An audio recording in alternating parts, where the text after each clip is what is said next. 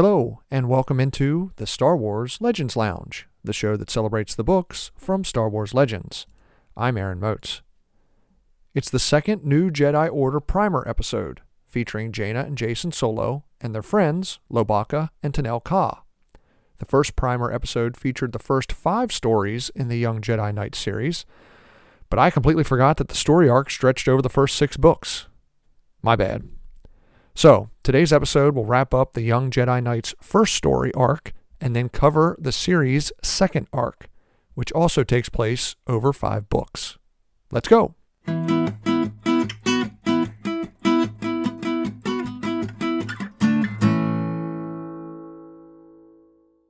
Shadow Academy storyline concludes in Jedi Under Siege. The Second Imperium arrives at Yavin 4 and attacks Luke Skywalker's Jedi Academy. The Imperials deactivate the Academy's shield generator and launch a 2-prong attack. Jaina and Jacen's friend Zek lands a group of dark side acolytes in the jungle to sneak up on the Academy, while the Night Sister, Tamith Kai, directs the aerial assault from a massive hovering battle platform. Luke tries to call the New Republic for help, but Brakkus uses the Shadow Academy's powerful communication dampeners to block communications. Luke splits up the Young Jedi Knights. He sends Jaina to fix the shield generator, while Lobaka and Tenel Ka attack the battle platform. Finally, he orders Jacen and the cargo pilot, Peckham, to try and fly through the orbital blockade and try to get a message to Coruscant. As the Young Jedi Knights head off on their assignments, Luke receives a message from Brakkus requesting to meet, alone, away from the Jedi Temple. Loie and Tenel Ka confront a group of dark Jedi en route to Tamith Kai's landing platform. The 2 young Jedi take to the trees, getting the drop on the dark acolytes before climbing up to the hovering platform. Tenel Ka challenges Tamith Kai while Loie sabotages the platform. The 2 Jedi leap to safety as the platform plunges into the river, taking Tamith Kai down with it. Jaina makes it to the damaged shield generator when she's confronted by her former friend Zek. Jaina pleads with Zek to stop the attack. The Dark Jedi is conflicted. He's angry with Jaina and Jacen, but he doesn't want to hurt them. Zek runs off toward the temple with Jaina in hot pursuit. Jacen and Peckham make it past the blockade and send the distress call. It's not picked up by Coruscant, but it is received by Lando Calrissian at Gem Diver Station on the gas giant Yavin. Lando sends his security forces to help the Jedi. Meanwhile, Luke and Brakkus meet at one of the smaller Massassi temples away from the Academy. Luke tries to reason with Brakkus to get his former student to turn away from the dark side, but Brakkus laughs at the Jedi Master. "It's the end of the Jedi," Brakkus says. "The Emperor is reborn." He attacks, but Luke easily turns Brakkus away. Brakkus flees, but as he returns to the Shadow Academy, Brakkus witnesses Lando's security forces overwhelm his TIE fighters, and the battle platforms plunge into the river. Brakkus pleads for the Emperor to help, but it's an illusion. There is no Emperor reborn, just 4 of his Imperial guardsmen who have been faking his existence. Enraged, Brakkus triggers the self-destruct on the Shadowed Academy, destroying it. The saga ends at the crumbling Jedi Temple. Zek surrenders and apologizes to Luke and his friends. Luke accepts the apology and offers to allow Zek to remain at the Jedi Temple while he tries to make amends for his crimes. The next story arc for the Young Jedi Knights is the fall of the Diversity Alliance. That arc begins with the book Shards of Alderaan. The father of Raynar Thul, one of the Young Jedi Knights' classmates, has disappeared. Bornin Thul was scheduled to have a business meeting with Nola Tarkona, the Twi'lek leader of the Diversity Alliance, but he never arrived. Tarkona puts a price on Thul's head so high that all the top bounty hunters in the galaxy start looking for him. Zek also decides to become a bounty hunter. He tells Luke and his young Jedi friends that he can't stay at the Academy. He feels too guilty about leading the Shadow Academy's assault on Yavin 4. Luke tells Zek he understands. He offers the young man his best wishes, but tells Zek he's free to return to the Academy if he changes his mind. Meanwhile, Jacen and Jaina want to get a special present for their mother's birthday, and Jaina has a great idea: to go to the Alderaan system and get a piece of the planet's core for Leia. The other young Jedi Knights think it's a great idea. They head off to Alderaan and take Raynar with them to try and take his mind off of his father's disappearance. They find a part of the dense metallic core in the remains of the planet and excavate a piece for their mother. As the young Jedi start to return to Yavin 4, they're stopped by Boba Fett. The bounty hunter is looking for Born Thal and thinks Raynar may have information. Sadly, the younger Thal does not. The young Jedi escape Boba Fett thanks to some fancy flying by Jaina and a little help from Zek. They return to Yavin 4 and present Leia with the small piece of Alderaan. Of course, she's touched by the twins' gift. The story continues in Diversity Alliance. While almost every bounty hunter in the galaxy continues to look for Born Thal, Zek decides to start building his bounty hunting credentials. He takes a job looking for an information broker named Fontarat. It turns out Fontarat was supposed to deliver a package to Born Thal before Thal's scheduled meeting with Nola Tarkona. Zek hopes that finding Fontarat might lead to Thal and a huge payday. Meanwhile, Raynar invites the young Jedi Knights along as he meets with his mother and his uncle. Raynar's mother is in mourning for his father, but she hasn't given up hope that Bornin will be found. Raynar's uncle Tycho, however, says his brother most likely made a bad business deal and was too embarrassed to return. Tycho says Bornin was supposed to meet with an alien named Fontarat on the planet Quar, but nobody knows if he ever made the meeting. Jaina and Jacen decide to investigate and convince the other young Jedi Knights to head off to Quar with them. Meanwhile, Zek discovers that Fontarat was last seen heading to the small human colony of Gramelin. When Zek arrives at the colony, he finds all the humans wiped out, killed by a fast-moving plague.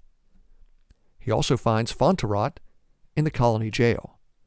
It doesn't look like the alien was killed by the plague, however. It looks like Fontarat died of starvation. In his cell, Zek finds a holocube. He plays the message and listens to Fontarat's confession. Nola Tarkona hired Fontarat to find a secret Imperial storehouse, one that specialized in biological weapons. The Diversity Alliance wants a plague that will wipe out the humans of the galaxy. Fontarat delivered the location to Born Thal on Quar, but Thal refused to deliver it to Nola Tarkona and went into hiding. Little did Fontarat know, but Tarkona already had a small sample of the plague. She infected his shipments of supplies to Gramelin.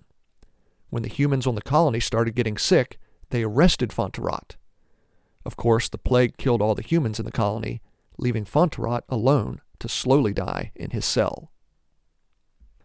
The young Jedi Knights arrive on Quar and investigate the area where Born Thal was last seen. Suddenly, they're attacked by combat arachnids, huge bugs bred for war. They hear a roar, and a huge Wookiee jumps down from an overhanging rock and fires on the bugs. It's Rabakish, Loi's friend they thought was killed during her coming-of-age trial on Kashyyyk. Raba helps fight off the bugs and leads the young Jedi to safety.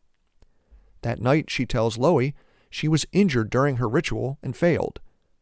Raba says she was too embarrassed to return home, so she snuck aboard a transport and left Kashyyyk. Eventually, she joined the Diversity Alliance, hoping to make a difference in the galaxy. When Loi asks about the organization, Raba says the Diversity Alliance is dedicated to helping all alien species to throw off human oppression. Loi convinces Raba to return to Kashyyyk with him, at least to let her parents and loved ones know she's alive. Raba agrees. As the other young Jedi Knights prepare to leave Quar, Tycho Thal arrives. He decided to follow Raynar to look for Bornin. But Tycho isn't alone. He's been followed by a group of assassin droids, led by IG-88. The droids chase the group into some caves, and right into a group of combat arachnids. A battle ensues between the bugs and the droids.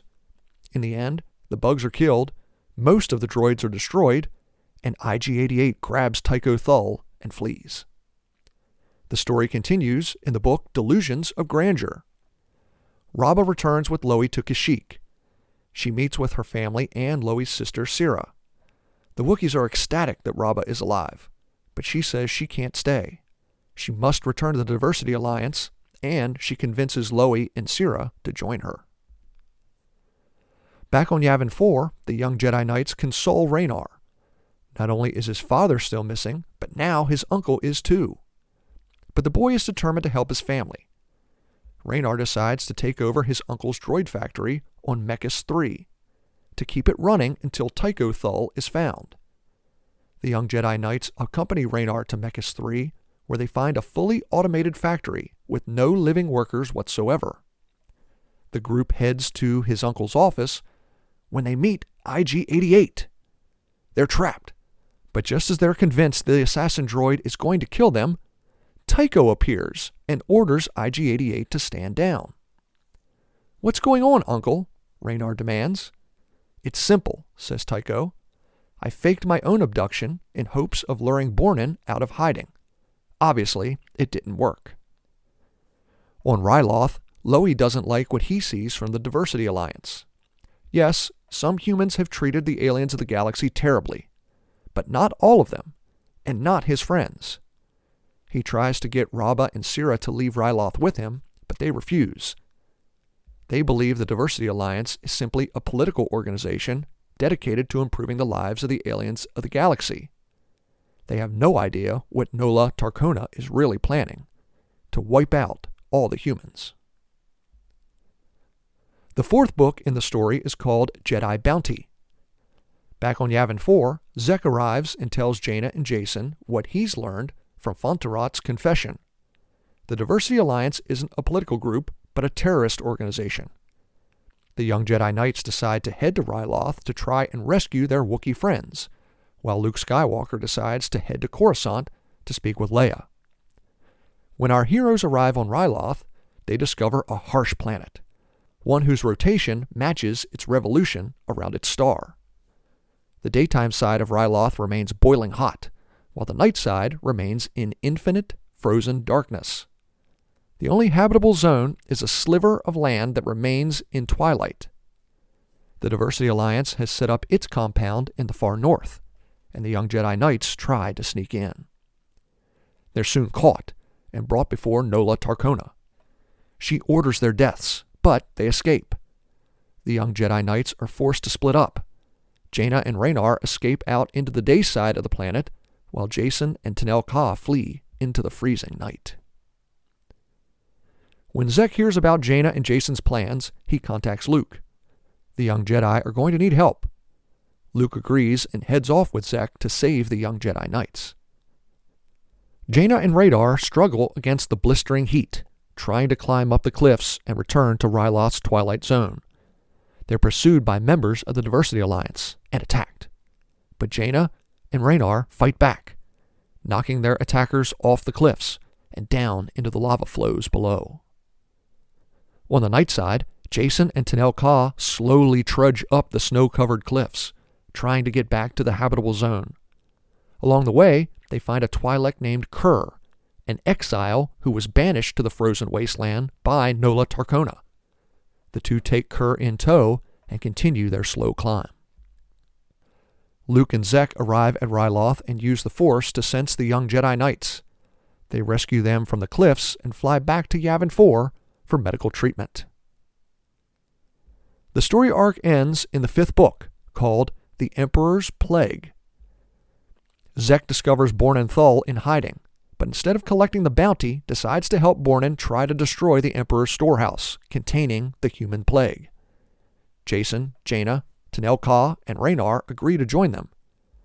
Bornin Thul reveals the location of the storehouse he got from Fontarot, and the group heads out on their mission. But little do they know, Boba Fett has also discovered the location of the storehouse. The bounty hunter sells the information to Nola Tarkona, giving the Diversity Alliance leader the key to destroying all the humans in the galaxy. The two groups arrive at the storehouse at about the same time, on an asteroid hidden in an unnamed system. our heroes find Loie and Sira in one of the asteroid's loading docks and tell them what Nola Tarcona is really up to. Jaina, Jason, Loie, and Tanel Ka set off to set explosives around the asteroid, while Zek, Bornin, and Raynar head after Nola Tarcona. Unfortunately, they're too late. They find her in the biological weapons lab. And not only does she have the plague that will destroy the humans, Tarcona is taking other bioweapons as well, ones that will allow her to hold the entire galaxy hostage. Courageously, Bornin Thal enters the lab to stop Nola Tarcona. The two fight, breaking open most of the vials holding the various plagues. Bornin dies, but he stops Nola from getting any of the human plague out of the lab. The story ends with the young Jedi Knights blowing up the asteroid, destroying the weapons lab, and ending the threat of the Diversity Alliance. Thanks for listening to this second mini-episode of the Star Wars Legends Lounge as we get you primed for the new Jedi Order series beginning on April 14th. If you'd like to contact the Star Wars Legends Lounge, you can email me at swlegendslounge@gmail.com or send me a tweet at legendslounge1. Until next time, I'm Aaron Moats. May the Force be with you. And remember, there's always a bit of truth in Legends.